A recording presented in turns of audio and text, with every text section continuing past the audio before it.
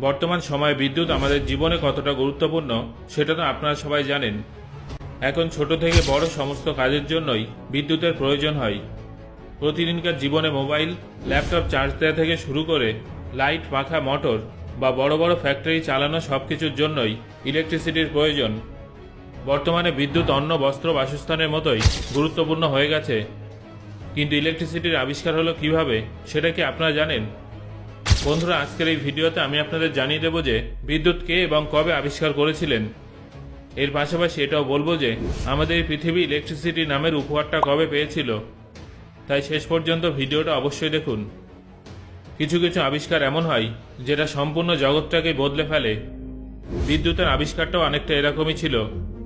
তবে হ্যাঁ, বিদ্যুতের অনুসন্ধান করা হয়েছিল, আবিষ্কার নয়। কারণ বিদ্যুৎ আগে থেকে আমাদের ব্রহ্মাণ্ডে উপস্থিত ছিল। যেভাবে আগুনের অনুসন্ধান করা হয়েছিল, বিদ্যুতের ক্ষেত্রেও ব্যাপারটা ঠিক সেরকমই ছিল।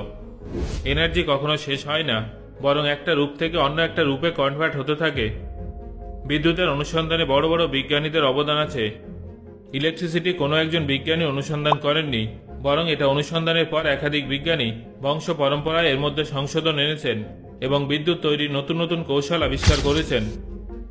আনুমানিক 600 খ্রিস্টপূর্বাব্দে একজন মহান বিজ্ঞানী থালেস এটা জানতে পারেন যে কাঁচের টুকরোকে বিড়ালের লোম দিয়ে ঘষলে তার মধ্যে এমন একটা শক্তি চলে আসে যেটা নিজের তুলনায় হালকা বস্তু যেমন কাগজের টুকরোকে নিজের দিকে আকৃষ্ট করে।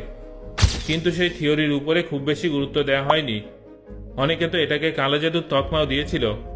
পরবর্তীকালে থালেস এটা নিয়ে অনেক রিসার্চ করেন এবং এটা স্পষ্ট হয় যে এটা কোনো জাদু নয়, বরং এটা হলো একটা বিজ্ঞান। আকাশকে গ্রিক ভাষায় ইলেকট্রন বলা হয়। এই জন্য থালেস বেশ কিছু রিসার্চ করার পর তার এই অনুসন্ধানের নাম দেন ইলেকট্রিসিটি। তারপর 1752 সালে বেঞ্জামিন ফ্রাঙ্কলিন নামের একজন বিজ্ঞানী এটা প্রমাণ করেন যে আকাশে উজ্জ্বল হয়ে ওঠা বিদ্যুৎ এবং বিদ্যুতের ফুলকি দুটো একই রূপ। তিনি এই বিষয়ে পরীক্ষা করার জন্য বর্ষার সময় একটা ঘুড়ির মধ্যে ভেজা দড়ি বেঁধে দেন এবং সেই দড়ির মধ্যে চাবি ঝুলিয়ে দেন। তারপর সেই ঘুড়িটাকে ঝড় বৃষ্টির মধ্যে ওড়াতে থাকেন। তারপর ঘুড়িটা যখনই উপরে ওঠে, ঘুড়ির সাহায্যে বিদ্যুতের ঝটকা ভেজা দড়ির মাধ্যমে চাবি পর্যন্ত চলে আসে। তারপর বেঞ্জামিন ফ্রাঙ্কলিনও বিদ্যুতের ঝটকা অনুভব করেন।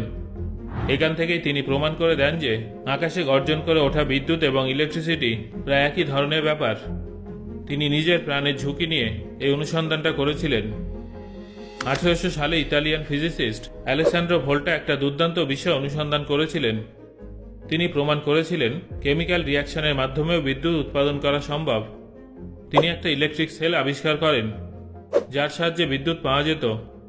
তিনি একটা ইলেকট্রিক ব্যাটারি পজিটিভ এবং নেগেটিভ কানেক্টর ব্যবহার করে এটা আবিষ্কার করেছিলেন। আর এই বিজ্ঞানীর নাম অনুসারেই এটার নাম ভোল্টা ইউনিট রাখা হয়েছিল।